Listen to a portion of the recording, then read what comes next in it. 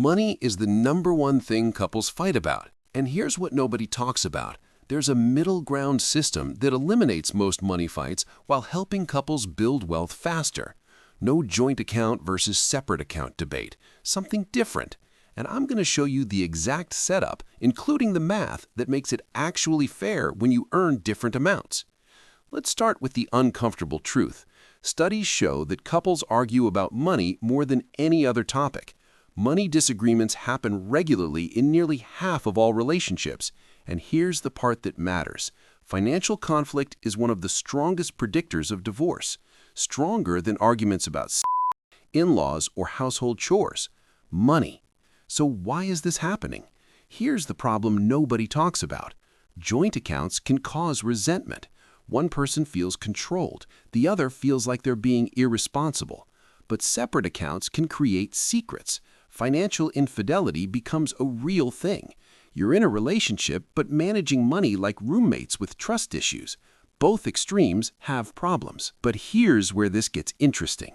The all-in joint account approach sounds romantic in theory. Everything's ours. We're a team, one pot of money. But in reality, you lose autonomy. Every coffee, every lunch, every $20 impulse buy can feel like you need permission.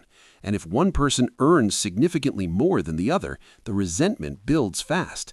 The higher earner feels like they're funding someone else's lifestyle. The lower earner feels like a child asking for an allowance. Neither person is happy. What most people think is that keeping everything separate solves this. It doesn't. You end up with bill-splitting nightmares, Venmo requests back and forth like you're sharing an Airbnb with strangers. And research from the National Endowment for Financial Education found that about 1 in 3 Americans in relationships admit to committing financial deception. That's hiding purchases, debt, or spending habits from their partner. Some people say keep your accounts completely separate. Others point to research showing that joint accounts can improve relationship satisfaction. But here's what they don't emphasize enough. The secret isn't picking one extreme or the other. The secret is in the middle ground. Enter the 3-account system. Account 1 is yours. Account 2 is theirs. Account 3 is ours. It's that simple on the surface, but the effectiveness is in how you structure it. Your individual accounts give you freedom, guilt-free spending, autonomy, no judgment, no interrogation about why you bought that thing. The joint account handles shared responsibility, bills, savings, the life you're building together. You get independence, transparency, and teamwork all at once. You're not roommates, you're not merged into one financial identity, you're partners with healthy boundaries. But now we need to talk about the part most people get wrong. They don't know what actually goes in each account. They don't know how much to contribute, and they skip the conversation about the rules. The setup takes about 30 minutes, and I'm about to show you the one calculation that makes this actually fair and automatic even when you earn different amounts. Here's the truth about the math. This is what makes the system actually work. A 50-50 split sounds fair until you realize it's not.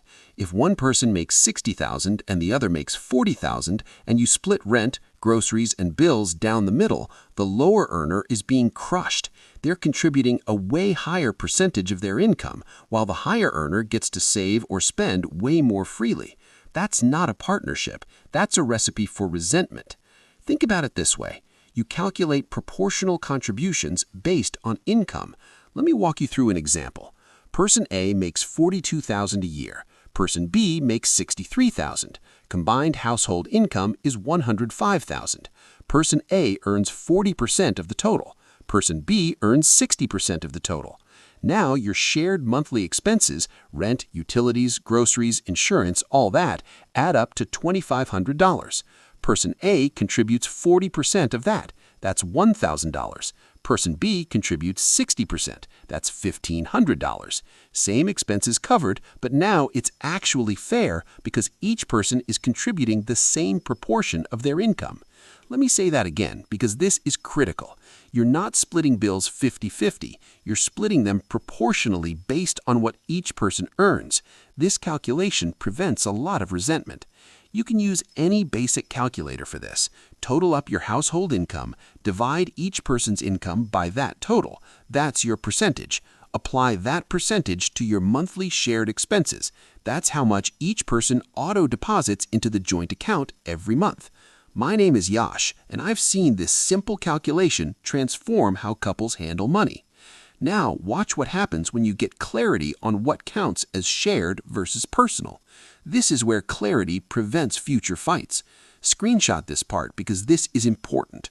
The joint account, the hours account, covers these things: rent or mortgage, utilities, internet, groceries, shared subscriptions like Netflix or Spotify, joint savings goals like your emergency fund, vacation fund, house down payment, and childcare if you have kids. Everything that benefits both of you equally goes here.